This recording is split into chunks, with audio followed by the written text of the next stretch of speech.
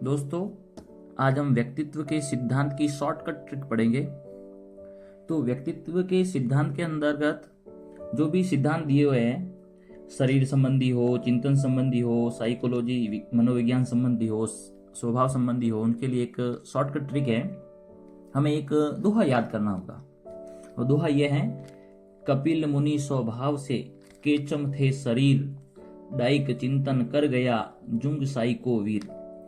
इस दोहे के माध्यम से हम कौन सा सिद्धांत किसका है ये हम पता कर सकते हैं।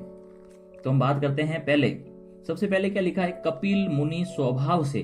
तो इसमें बन जाता है कपिल मुनि और इनका सिद्धांत है स्वभाव का। तो कपिल मुनि का सिद्धांत कौन सा है? स्वभाव का। ये भारतीय दृष्टिकोण के अनुसार है और भारतीय दृष्टिकोण में हमारा जो स्वभाव है उस स्वभाव को 3 भागों में बांटा गया है, सतोगुणी, सत्वगुणी, तमोगुणी और रजोगुणी।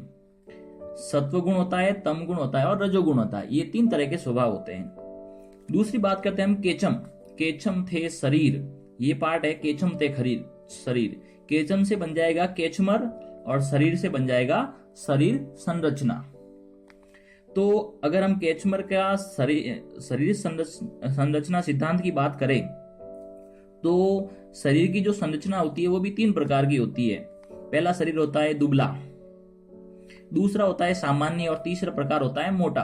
यानी 3 प्रकार के शरीर के व्यक्ति होते हैं, दुबले, सामान्य और मोटे। अगली बात करते हैं हम डाइक चिंतन कर गया। डाइक चिंतन कर गया, तो डाइक से हम लेंगे थॉर्नडाइक और चिंतन से लेंगे थॉर्नडाइक का सिद्धांत है चिंतन का।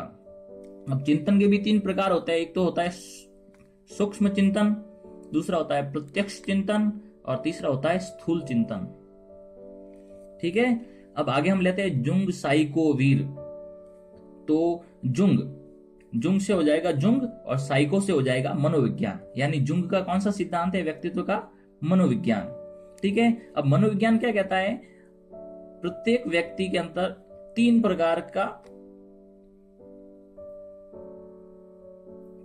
का व्यक्ति होता है। यानी व्यक्तित्व 3 प्रकार का होता है। कौन कौन सा? अंतर्मुखी, बाहिर्मुखी और उभयमुखी। दोस्तों याद रखना है, ये जुंग का जो सिद्धांत है ये सर्वमान्य सिद्धांत है और ये सबसे मोस्ट है। इसको याद रखना बहुत ही जरूरी है। मनोविज्ञान के अंतर्गत सर्वाधिक मान्यता जो है ये जुंग के सिद्धांत को ही दी गई है। अब हम आते हैं व्यक्तित्व मापन की विधियां।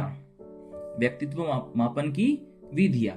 तो व्यक्तित्व मापन की विधियों के अंदर भी हमें एक दोहा याद रखना होगा। ये दोहा है, IBM हरमन रोड्स 10 कार्ड उपयोग, TAT मॉर्गन मुरे 30 कार्ड का भोग। ये आपको ये दोहा याद करना है। 2-3 बार आप रिपीट करेंगे तो आपको ये आसानी से याद हो जाएगा। इसमें सबसे पहले है IBM का अर्थ होता है इंक बोल्ट मेथड, यानी स्याही रोशा विधि।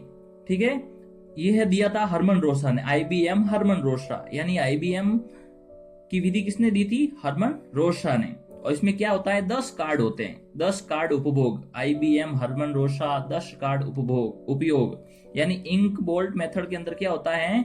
10 कार्ड होते हैं। ये किसने दिया था? हरमन रोशा ने। ठीक है, और 10 कार्ड होते हैं। इसमें 10 कार्डों के अंदर 5 तो काले होते हैं, 2 काले और लाल होते हैं और 3 विविध रंग के होते हैं, यानी अलग अलग रंगों के होते हैं। ठीक है, और यह जो हरमन रोशा द्वारा इंक बोल्ट मेथड दिया गया था, स्याही धब्बा परीक्षण, यह जो था 1921 में दिया गया। कब दिया गया? 1921 सबसे पहले।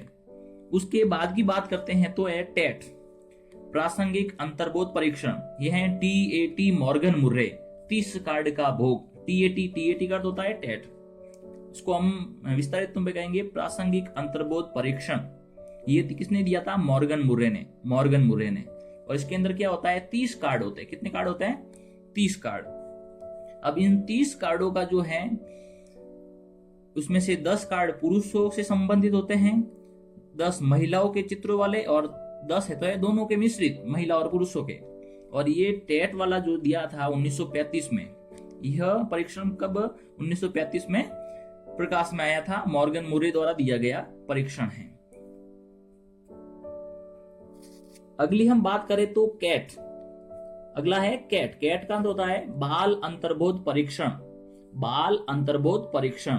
ये दोहे में नहीं है, लेकिन इसको हम एक ट्रिक से याद कर सकते हैं कि कैट किसने दिया था। कैट दिया था, कैट का अर्थ होता है बिल्ली। क्या होता है? बिल्ली। और लियोपोल्ड बेलॉक के अंदर भी ये बेलॉक जो आ रहा है, ये हम इससे हम याद रख सकते हैं, बेलॉक यानी बिल्ली भी मान सकते हैं इसको। बेलॉक बिल्ली, ब और ल, बिल्ली के अंदर भी ब और ल आता है, इसमें भी ब और ल आता है। तो हम कह सकते हैं कैट किसने दिया था? लियोपोल्ड बेलॉक ने, बेलक ने। बेलक याद रखना है आपको, ठीक है? कैट, बेलक।